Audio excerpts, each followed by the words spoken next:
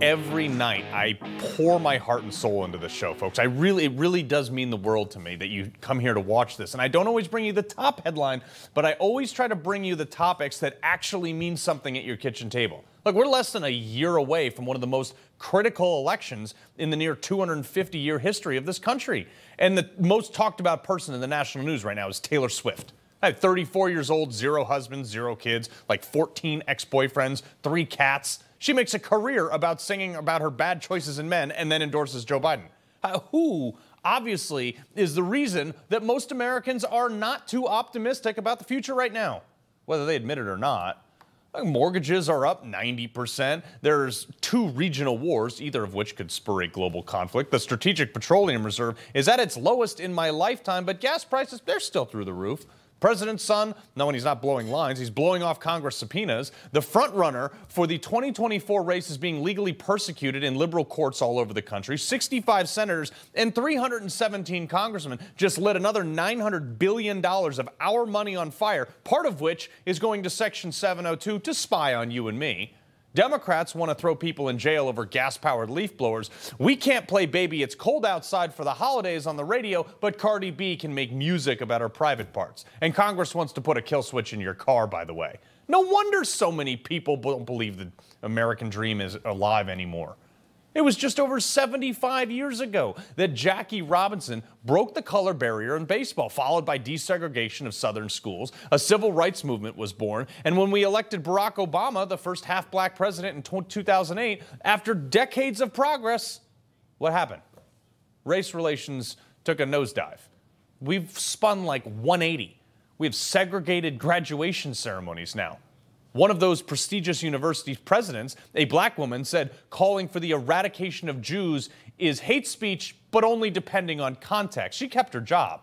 Oh, and never mind, Harvard's president is also apparently a fraud, plagiarizing her dissertation from another black woman. But because the real scholar, Dr. Carol Swain, is a conservative, Harvard's president is totally okay. She gets to keep her job on that one, even though it's a violation of their code of conduct.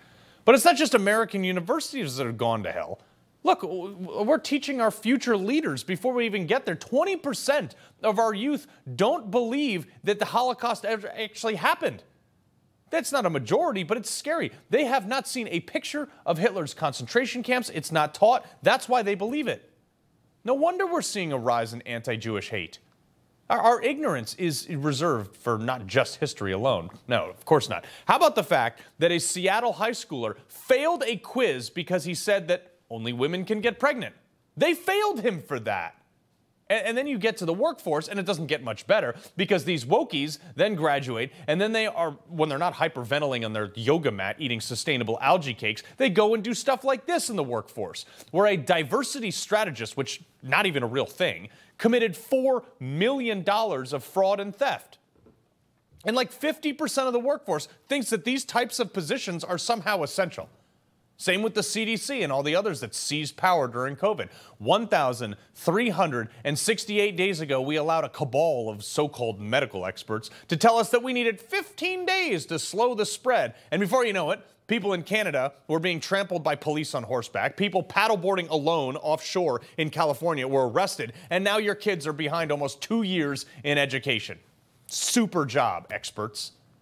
Nearly 4 years later, the CDC still telling us that they have their hand right up our rear, telling us to mask up, do your part, stop the spread, blah, blah, blah. I still see these people terrified that they'll get COVID from their own shadow. These people have been essentially willingly coaxed into neutering themselves. And the best part is, they think I'm the one with the tinfoil hat walking around unvaxxed, never sick, and listening to Joe Rogan. And because our upper echelon at the Pentagon are apparently a bunch of germophobic lemmings, they claim for mission readiness, of course, that they had to kick out every service member who refused the jab and then decided that a great recruiting tool would be to get drag queens to appeal to today's service-minded youth. Come on. Notably, it didn't really work, so now they're dropping the vaccine requirement and begging all those that they kicked out to come back. And they're somehow dumbfounded that almost no one is actually willing to rejoin. And now, facing the potential of another world war, they actually started adding straight white men to their recruiting commercials instead of dropping ones like this. It begins in California. with a little girl raised by 2 moms. Although I had a fairly typical childhood, took ballet, played violin, I also marched for equality. I like to think I've been defending freedom from an early age. After meeting with an Army recruiter, I found it. A way to prove my inner strength and maybe shatter some stereotypes along the way. If you ever feel stupid, just remember that someone thought that would make us look stronger on the world stage. But right, the adults are back in charge. I'm sorry, I forgot. And probably produced by the same PR firm that put Dylan Mulvaney on a beer can, by the way. But as Ronald Reagan once said, freedom is never more than one generation away from extinction. It has to be fought for and defended. Time to play for keeps, folks. You don't have to get along with Democrats. I'm giving you permission to scream at them at the dinner table. We need to dismantle them.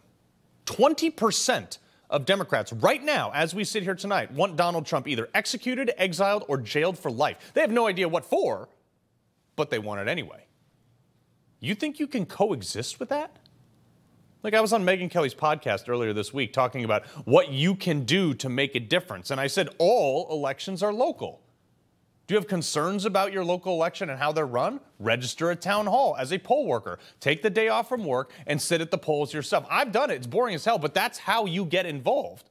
Go to your local party headquarters, grab 50 signs, knock on 100 doors, and make sure people get out to the polls. In a country that set the bar on personal freedoms and democracy, yes, we're a constitutional republic, but democratically elected, we have, I don't know, half the country actually voting in most elections. If 100% of Republicans voted in 2024, it would be an electoral landslide from school boards all the way down to the Beltway. So what are you doing to help?